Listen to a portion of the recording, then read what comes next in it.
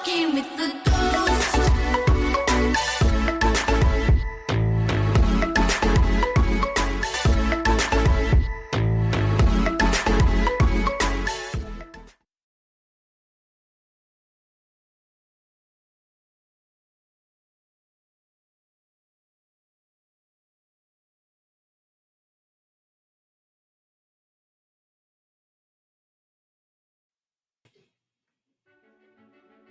With Nilfgaard poised to invade Sintra, Geralt decides to invoke his law of surprise, Ciri.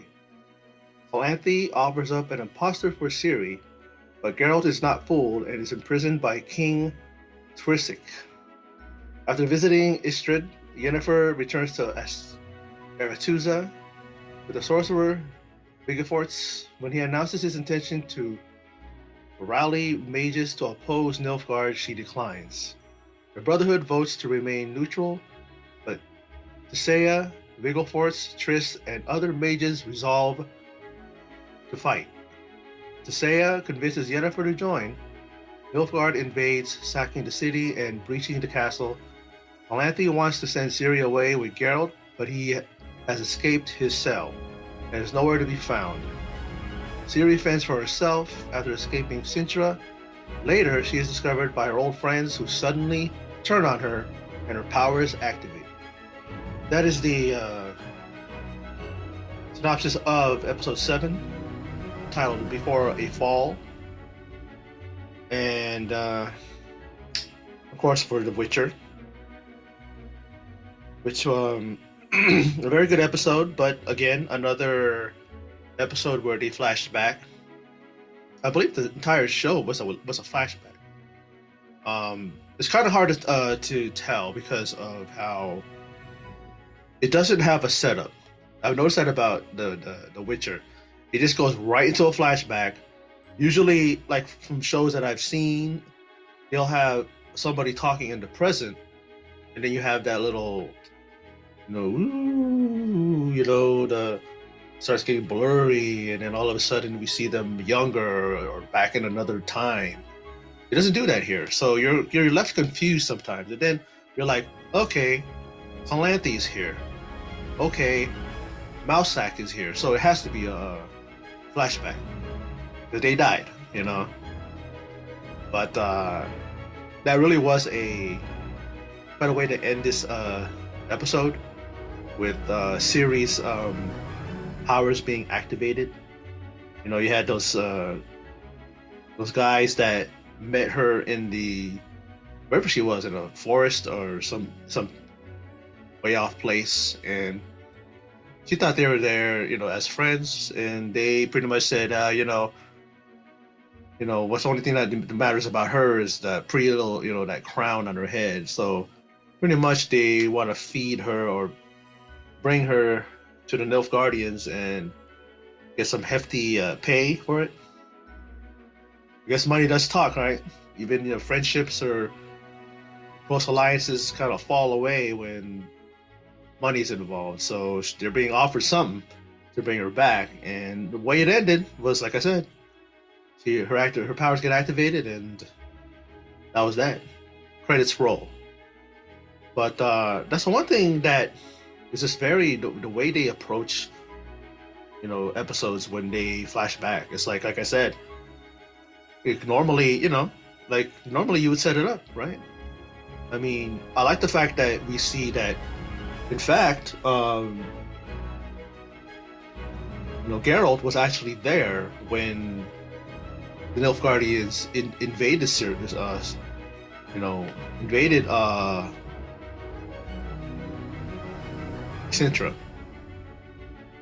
And we see, him taking out the guards, and even one guy that he actually cornered and said, he was going to tell him, asking him where, Ciri was, and the guy said pretty much, they're all dead, and he's talking about how, their souls are all going to be, they're going to be rewarded and stuff like that. Some kind of a thing. Like I think a lot of these people that blindly follow a leader that tells them all these things, they're saying that they're going to be blessed by God and they're going to get this reward and something like that in heaven or something like that. And Well, he definitely got sent to his maker by you know by Geralt. Slowly, first of all, he slowly shoves that sword into his gut, and then talks to him some more, and then the guy's ranting some kind of a thing again about our reward and all this stuff, and then Geralt just just stabs him in the throat. Now it was nice to see Balsac again. You know, he I was it was like funny because I thought that it was modern day, it was like present time, and I thought that guy that impersonated him doing it again, but that guy pretty much got rid of the that and when he became Siri, when he disguised himself as Siri. So definitely I'm like this, and I go, this is I was like going, is this a and then when it shows Calanthe, I go, yeah, it's another flashback scene. And you know, it kind of throws you off. I mean, I like the episode. One of the major things why I liked it is because we didn't see Jeskier. So I guess when seemingly Geralt sent him away, or pretty much motherfucked him, telling him straight up, you keep causing problems. He just walked off, and that's it. He might come back, who knows? But love the fact that he wasn't in this episode. I don't care what anybody thinks. He's he's an annoying character. Enough of that. But I like how Yennefer, she goes back to where it all started for her. She sees these young girls who were pretty much in a place that she was in before, and she's trying to kind of help them, and I guess trying to keep them from going through whatever they're going to go through. And then in comes what's her name, what's her name, that girl, I always forget her name. Tissaia, yeah. And like I say, the whole thing with the mages, I'm thinking that if they would have gotten together, they definitely would have been able to kind of keep the Nilfgaardians at bay, I guess, or keep them at a distance. I don't know if it would have done anything if they came together. Excuse me. But when she came back to, and she visited Istrid, she pretty much gave him a kiss, and she's talking about how all the other guys were just interested in her power, not her, right?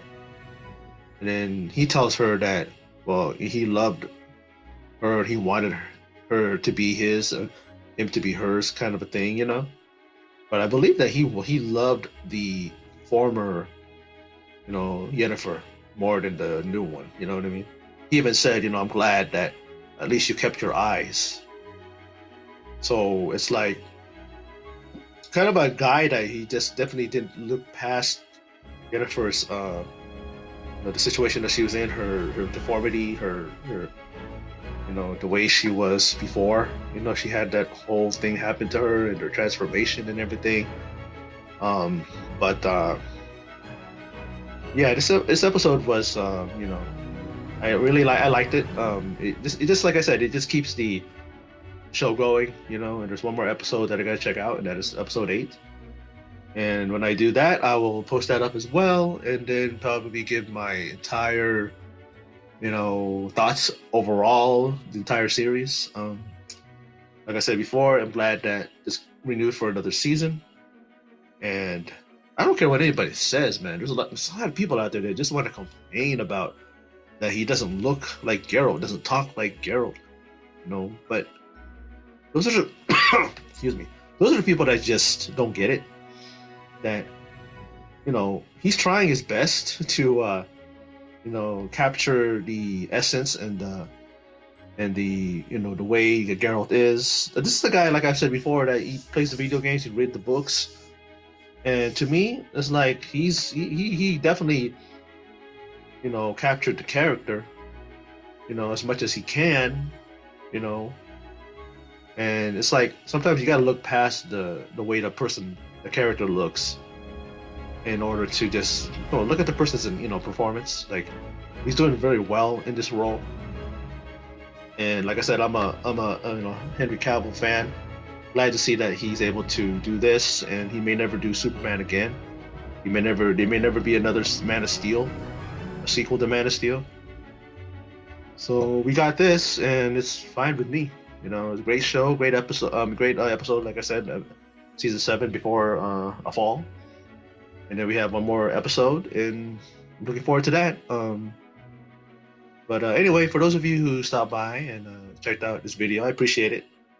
And in closing, as always, take care.